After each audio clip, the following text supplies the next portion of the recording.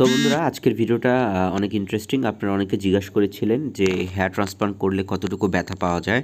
যদিও এখন শীতকালে বেশি প্রশ্নটা আসতেছে, শীতে হেয়ার ট্রান্সপ্লান্ট করলে কেমন ব্যথা পাওয়া যাবে, বা আমি কি গরমে করব, আমার ব্যথার পরিমাণটা কেমন লাগবে। তো আজকে দেখতে পাচ্ছেন, আজকে সকালেই ওনার অপারেশনটা আমরা সার্জারিটা সম্পন্ন করেছি। আপনারা এখন দেখতে পাচ্ছেন ব্যথার যে ব্যাপারটা মূলত লোকাল অ্যানেস্থেশিয়া হওয়া পর্যন্তই, মানে আমরা অবশ করা পর্যন্তই মূলত ব্যথা লাগে।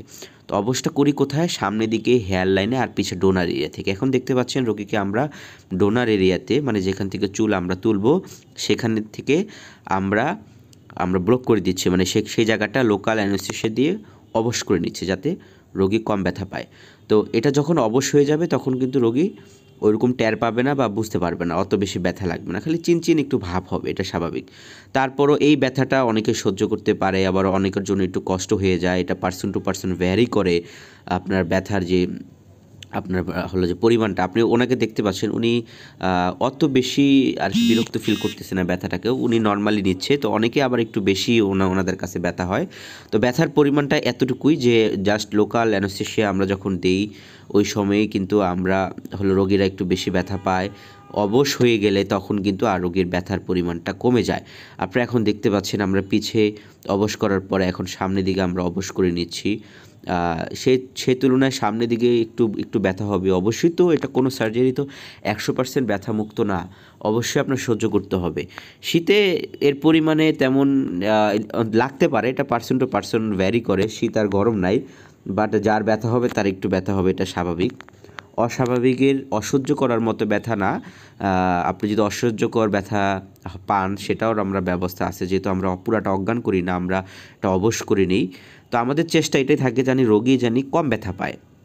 তো ভিউয়ার্স, আপনারা এখন দেখতে পাচ্ছেন আমরা সামনে ব্লক করে দিচ্ছি। এছাড়াও যখন আমরা চোখের এখানে কিছু ব্লক দিয়ে দিই যাতে রোগী আরও কম ব্যথা পায়, তখন একটু ব্যথা বেশি পাওয়া যায়। তো এই ব্যথার পরিমাণটা এই অবশ করা পর্যন্ত, অবশ হয়ে গেলে রোগী কিন্তু তেমন বেশি একটা ব্যথা পায় না, ওনার কাছে তেমন ব্যথা লাগতেছে না।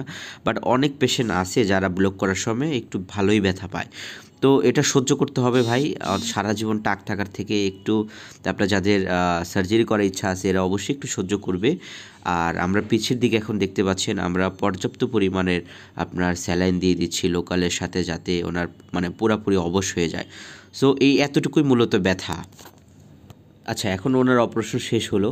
অপারেশন ওনার রোগীর ব্যাপারে কথা বলতে গেলে ওনার যে বলনেস ছিল, আপনারা এখন দেখতে পাচ্ছেন স্ক্রিনে যে টাকের পরিমাণ, এখানে কিন্তু 2,000 থেকে 2,500 গ্রাফ লাগানো যেত। আমরা ওনাকে বলেছিলাম 2,000 বা 2,500 গ্রাফ সার্জারি করি, মিনিমাম 2,000 গ্রাফ করার জন্য ওনাকে রিকোয়েস্ট করেছিলাম।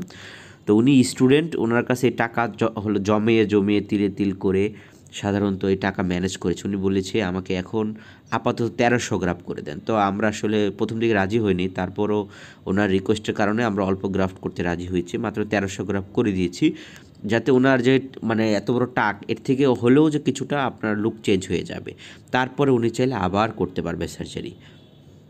সো বন্ধুরা, রোগীর ডিজায়ার আর রোগীর প্রায়োরিটিটা সবার আগে আমাদের দেখতে হয়, রোগী কী চাচ্ছে। তো সেই বিবেচনা করে আমরা, অনেকের বাজেটের সমস্যা, সবার তো টাকা থাকে না, স্টুডেন্ট, তো ওনাকে বলেছিলাম যে ঠিক আছে আমরা করে দিচ্ছি। কিন্তু ওনার যে বাকি চুলগুলা দেখেন পিছের দিকে, এটা কিন্তু অনেকটা পাতলা, এই চুলগুলা ঘন করার জন্য ওনার সাথে সাথে ওষুধও দিয়ে দিয়েছি যেন ওগুলো ঘন হয়, কেননা সার্জারি তো পুরো মাথায় করা যাবে না। তো আমরা সামনে একটু লাগিয়ে দিলাম, পিছের দিকে যদি ওনার ওষুধ না খায় পড়ে যায়, শেষ মুহূর্তে এসে আমাদের কাছে আরও মানে খারাপ অবস্থা নিয়ে আসতে হবে। তো যাতে ওইগুলো ভালো থাকে এই জন্য আমরা ট্রিটমেন্টও দিয়েছি। অ্যান্ড সামনের দিকে উনি যদি আরও চুল ঘন করে লাগাতে চায়, আমরা সেকেন্ড সেকশন ওনাকে করে দেব।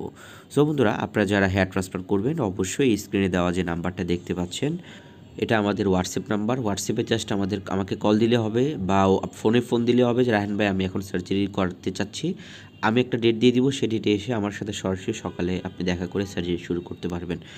আর সার্জারি করার আগে অবশ্যই বুকিং করতে হবে, যেমন এই রোগীও বুকিং করা ছিল, প্রতিটা রোগী কিন্তু বুকিং করা থাকে।